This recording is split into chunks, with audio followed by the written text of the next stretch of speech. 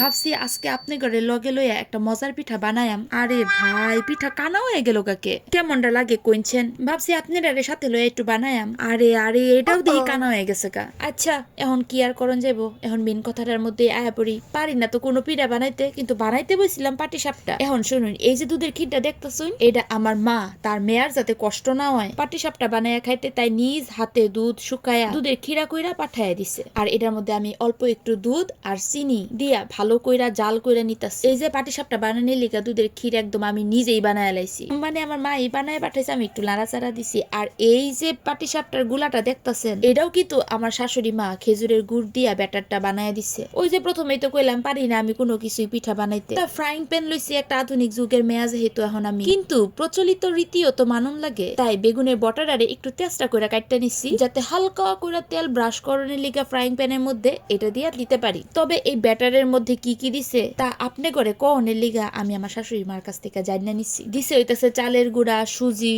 আটা, চিনি আর বেশি করে খেজুরের গুড়। আর সবগুলো পরিমাণ কিন্তু আমার শাশুড়ি মার কাছে, আমি কোনো কিছু জানি না। ব্যাস, সে গুল্লা টুলে রেডি করে দিছে আর আমার মা দুধের ক্ষীরা বানায় দিছে। এখন খালি আমি একটু পাটি সাপটা দি গোল গোল কইরা দিয়া পেটের মধ্যে দুধের ক্ষীর ভইরা বানায় লাম। তো প্রথম পাটি সাপটাটা তো খুবই ভালো হইছে বানানো, কিন্তু এই যে 2 নাম্বার পাটি সাপটাটা বানাইতে যায় আমি পড়ছি একটা মহা বিপদে। পারি না যে কোনো কিছু এটাইতেছে তার প্রমাণ। এই যে পাটি সাপটা রুটিটা বানাইতে যায় মাঝখান দিয়া হয়ে গেছে কানা। কেমনটা লাগে কইছে। একটা জিনিস বানানির লিগা কত ডিমেন্সে হাত লাগাইছে, এরপরও যদি আমি সামান্য এই জিনিসটা বানাইতে না পারি, নিজের উপরে তো নিজের রাগ উঠে। যাই হোক, একটু জোড়াতালি মাইরা সুন্দর করে সিস্টেম করে দিয়ে দিছি। আর প্রত্যেকটা পাটি সাপটার পেটে ভইরা ভইরা দুধের ক্ষীর দিছি, আর সুন্দর করে করে উল্টায় উল্টায় দিয়া ব্যাস বানায় লাইছি একদম মজার পাটি সাপটা। শীত যখন যাইতেছে গা, তখন আমি আপনারা পাটি সাপটা বানানি দেখাইতাছি। এই যে আরো একটা বানাইতে দিছি, কিন্তু ফ্রাইং প্যান থেকেও দেখি এটারে ঘুরানি যায় না, একটু ঠেলা ঠেলি কইরাই মোটামুটি কইরা ঘুরানি লাগছে। আচ্ছা,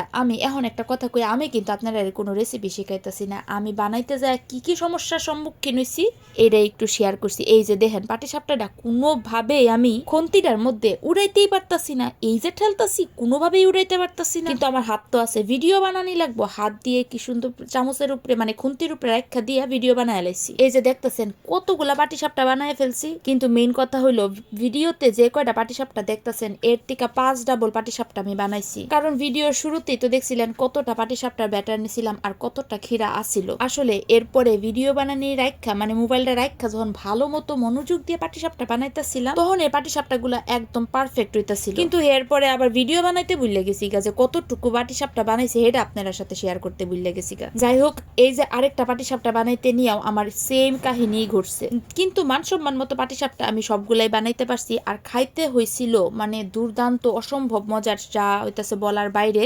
আমি তো আমার মেজো মেয়ের বন্ধু বান্ধবীর মা ওরারেও নিয়ে খাওয়াইছি। খালি কি হেরারটা খাইলে হইব, হেরারও তো একটু মাঝে মধ্যে খাওয়ান লাগে। যাই হোক, পাটি সাপটা মোটামুটি বানানো শেষ। এবার কইছেন আমার ভিডিওটা কারা কোন জায়গা থেকে দেখতেছেন আর ময়মনসিংহ থেকে কারা দেখতেছেন, হেরা কিন্তু আমারে অবশ্যই কমেন্ট বক্সে জানাইবেন। আচ্ছা যাই হোক, এই যে আরেকটা পাটি সাপটাও কিন্তু আমি হাত দিয়া তুইলা লাইছি, কারণ মাইয়া মানুষ ভিডিও বানানো হইতাছে সবার আগে, সেটা সাজুগুজুর ভিডিও হোক বা রান্না বান্নার ভিডিও হোক। তো আজকের ভিডিওটা এই পর্যন্তই, টাটা।